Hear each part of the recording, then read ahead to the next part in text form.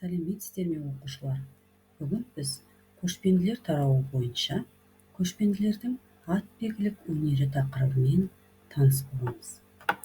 Бүгінгі сабағымыздың оқу мақсаты жанрлық және стильдік ерекшеліктеріне сай көркемдегіш құралдарды орынды қолдана отырып шағын мақала құрастырып жазу.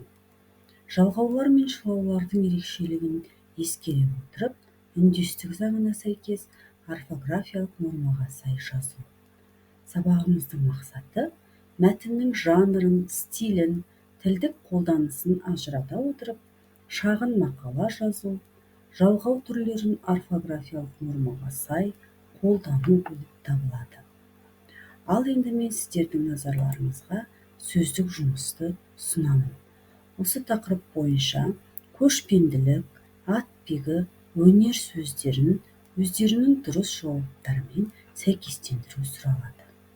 Дескрипторымыз сөздердің мағынасын ажырата алады, сөздерді дұрыс сәйкестендіреді. Бұл жұмысты жасап болсаңыздар, сіздерге сәйкестендірудің дұрыс жауабын ұсынамын. Өздеріңізді тексеріп көріңіздер. Көшпенділік уақытша немесе тұрақты түрде көшпелі өмір салтын ұстанатын адамдар. Ал атбегі бәйге атын баптайтын адам. Өнер дегеніміз өмірде болған оқиғаларды қаз қалпында алмай, өзгертіп, түрлендіріп, көркем образдарды типтендіру арқылы сомдайтын эстетикалық құбылыс болып табылады. Бұл тапсырманы орындап болсаңыздар, енді сіздерге оқылым мәтінін ұсынамын. Оқылым мәтінімен мұқият танысып алғаннан кейін балалар, біз әрі қарата жұмыс жасаймыз. Тіней Талпақтың атбегілік өнері. Тіней Талпақ мырзаның атбегілік атағы алысқа жайылды. Қолына домбыра алып, қоңыр дауыспен әнге салатыны да бар. Әсіресе жүйрік аттары жайлы шығарған жырлары бүгінге жетті. Сондай әндердің бірі Райгер. Райгер Талпақтың ерен жүйрік аты. Бұдан басқа оның Бозат, Көгала деген сәйгүліктері болыпты.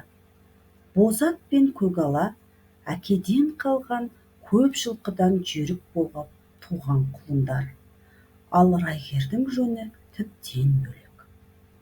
Ағайыны Рай деген кісінің үйіне көрсе барғанда биесі құлындап, жас құлын аяғын әлтек-тәлтек басып тұр екен. Талпақтың қырағы көзі жүйрік болып туған құлынның белгілерін тап басып таныды. Жаңа туған құлынға Талпақ мырзаның көңілі құлап тұрғанын Рай да байқаған.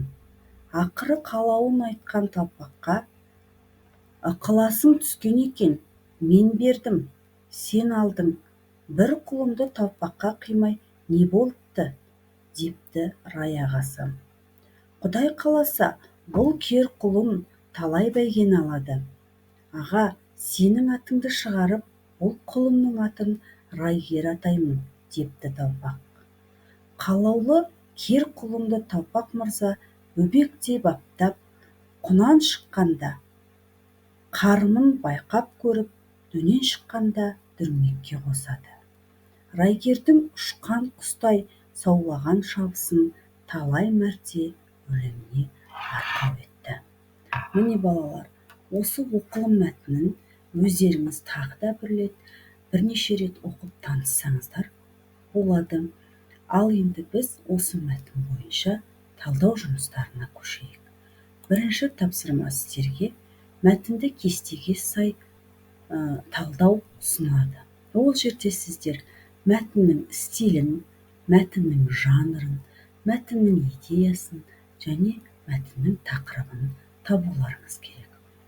Дескрипторы мәтін жанры мен стилін анықтайды, мәтіннің тақырыбы мен идеясын таба алады. Ал енді жанр дегеніміз не? Мәтін стилі, идея, тақырып дегеніміз не? Өткенді қайталап өтсек. Жанр өнердің барлық түрлерінде тарихи қалыптасқан іштей жіктелім жүйесі.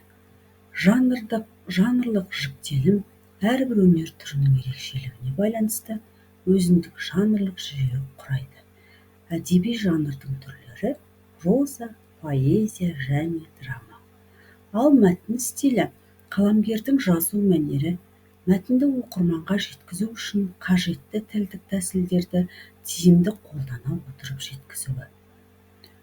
Стильдің түрлері ғылыми стиль, ресми іс-қағаздар стилі, көркем әдебиет стилі, публицистикалық стиль және ауызекі сөйлеу стилі деген түрлері бар.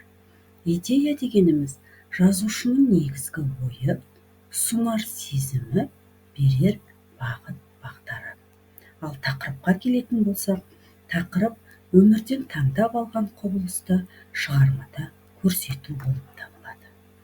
Ал енді балалар, сіздер осы ұсынылған ережеге сай мәтінді жаңағы бірінші тапсырманың кестесіне орындауларыңыз керек.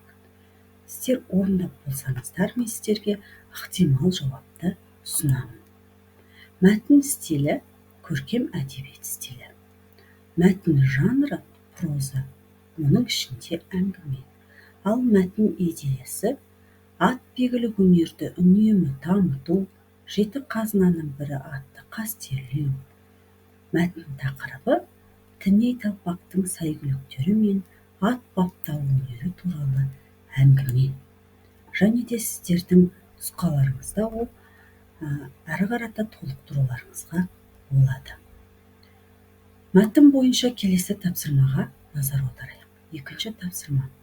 Суреттерді пайдалана отырып, атбегілік ата кәсіп тақырыбында шағын мақала жазыңыз.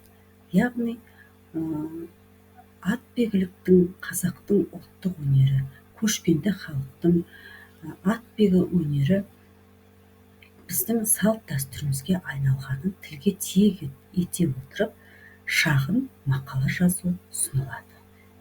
Дескрипторға назар аударсаңыздар болады. Сіздерге ол ұсынылып тұр, сол дескрипторға қарап мақала жазасыздар.